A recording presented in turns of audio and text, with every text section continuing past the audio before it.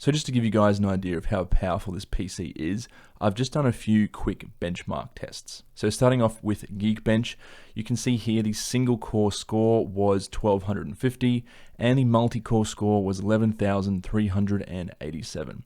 Now for reference, on the M1 MacBooks, I'm getting around 15 to 1700 for the single core score.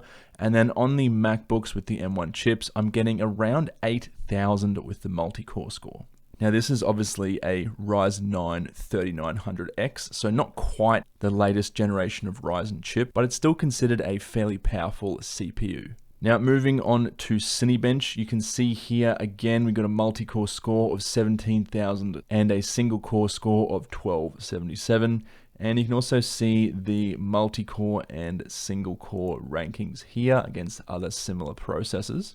So the 3900X is definitely a very, very capable chip. Now moving on to the GPU, I am using a GTX 1080, which is about 5 years old at this point.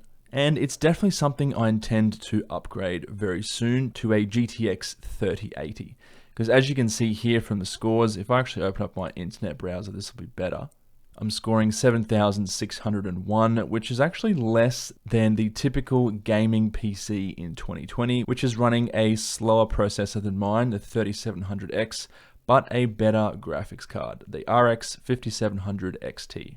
But if I was to upgrade to an RTX 3080, this score would skyrocket quite a lot. So that's definitely an upgrade I'm going to be doing very, very soon. Now you will be seeing this particular PC in more videos on this channel, but I just wanted to do a quick, brief benchmarking comparison for you guys so you could get a better idea of the power that I'm working with. Anyway, hope you enjoyed this video. If you have any comments, leave them in the comment section below. I'll also have links to all of the parts and also the Mini ITX case I used for this PC in the description of this video. Apart from that, thank you guys for watching, and I will catch you in the next one.